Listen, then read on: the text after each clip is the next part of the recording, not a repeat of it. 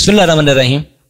नाज़रीन, इस video clip में आपको ये बताया जाता है कि जब खादें ज़मीन में डालते हैं तो इनका हमारे खेतों में इसका फ़ायदा नहीं होता। फसलें जो है ना का पूरा इस्तेमाल नहीं कर सकती। इसकी क्या वजह हो सकती है, इसको कैसे बेहतर किया जा सकता है।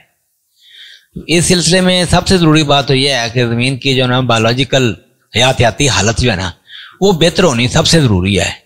तो हमारी ज़मीनों की ये सूरत हाल है कि ठेके पर जब देते हैं ना तो ठेकेदार तो उसकी जान ही निकाल लेता है।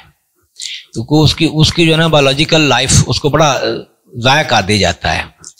इसमें यह है कि ना सिर्फ ज़मीन में नामियाती मादा मुनासिब हद तक बरकरार रखना ज़रूरी होता है, बल्कि इसकी जो माइक्रोबियल लाइफ है ना वो पूरी तरह जिंदा हो। उसके अंदर हज़ारों लाखों करोड़ों की तादाद में जो है ना ये अल्लाह ताला के फरिश्ते आप समझें जरासीम होते हैं जो नामियाती खुर्द हयात जो है ना ये माइक्रोबियल लाइफ जो है ना ये इसकी मुसलसल बढ़ोतरी के लिए साजगार माहौल पैदा करता है। नामियाती मादा हम जितनी भी खादें डालते हैं पहले ये जो माइक्रोबियल ये छोटे जरासीम जो है ना जिनकी तादाद आप हैरान होंगे कि इतनी ज़्यादा होती है कि एक चमची अगर हम ले लेना इसकी मिट्टी की तो उसमें इतनी ज़्यादा तादाद होती है कि जितनी पूरी इंसानियत की तादाद है। अरबों में इसकी तादाद होती है।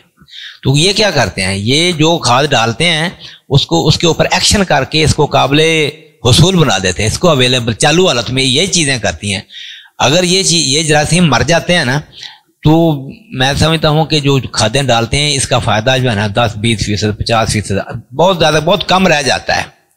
इनको और खादों पर असर करके इनको अवेलेबल हालत में करने का जो ना माइक्रोबियल लाइफ जो है ना जरासीम जो है ना इनका किरदार 70% तक है।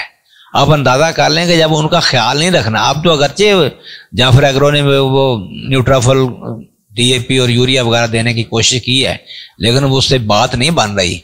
अगर नामियाती मादा और माइक्रो ऑर्गेनिज्म जो है ना ये ज़मीन के अंदर वाफर मिकदार में मौजूद हों तो डाली गई बेशतर खुराक जो है ना ये ज़ाया नहीं होती। आजकल हमारी ज़मीनों में कलराठापन आ गया, फिर DAP डालने के बावजूद जो है ना वो रिजल्ट पैदा नहीं कर रही। इसकी सबसे बड़ी वजह यही है कि माइक्रोबियल एक्टिविटी ना होने की वजह से ना ये खादें जो पड़ी ज़ाया हो जाती हैं। तो ऑर्गेनिक मैटर को जब पूरा कर लिया जाता है तो फिर माइक्रोबियल लाइफ जो है ना वो काफ़ी हद तक एक्टिव हो जाती है। दूसरा पहलू इस ज़मीन का ये है कि केमिकल प्रॉपर्टीज़ जो है ना इनका बेहतर होना ज़रूरी है। इसका मतलब केमिकल प्रॉपर्टीज़ का मतलब ये है कि पहले से ज़मीन के अंदर कौन कौन से अज्जा कौन कौन से खुराकी अज्जा कुदरती तौर पर मौजूद हैं। हल्की मैरा और रेतली ज़मीनों में कुदरती तौर पर उनकी दरखेज़ी कम होती है, जबकि भारी मैरा और चिकनी ज़मीनों की दरखेज़ी कुदरती तौर पर ज़्यादा होती है।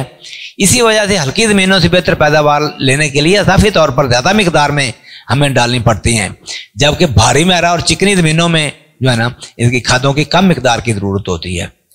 तो इसकी केमिकल प्रॉपर्टीज़ जो है ना इसको चेंज करना इतना आसान नहीं है। ये क्या कि फिजिकल प्रॉपर्टीज़ यानी ज़मीन नरम हवादार और भुरभुरी हो, क्रम्बल्ड कंडीशन हो, ऑक्सीजन का गुजर उसमें से आसानी से होता रहे ना तो पौधे जो है बेहतर तरीके से खुराक, क्योंकि पौधे जो है ना ये हवादार माहौल में खुराक को बेहतर तौर पर जज़ब करते हैं। पानी का निकास बेहतर होता है। इसके बरक्स अगर ज़मीन में नमकियात साल्ट इफेक्टेड उसके सुराख बंद हो चुके, पोर स्पेसेस बंद हो चुके हो ना और उसका pH ज़्यादा हो तो डाली गई खादों का जो है ना खतर का फ़ायदा हासिल नहीं हो सकता। तो मेरी बात का खुलासा ये है कि पहले हाजमा सही करना पड़ेगा, उसके बाद जो है ना कोई भी खुराक दी जाए। ज़मीन का हाजमा ख़राब हो चुका है, ये बहुत बड़ा प्रॉब्लम है और मुल्क के बहुत ज़्यादा नुकसान हमें इसके ऊपर बहुत ज़्यादा खादें डालने के बावजूद जो है ना खादों का फ़ायदा नहीं हो रहा।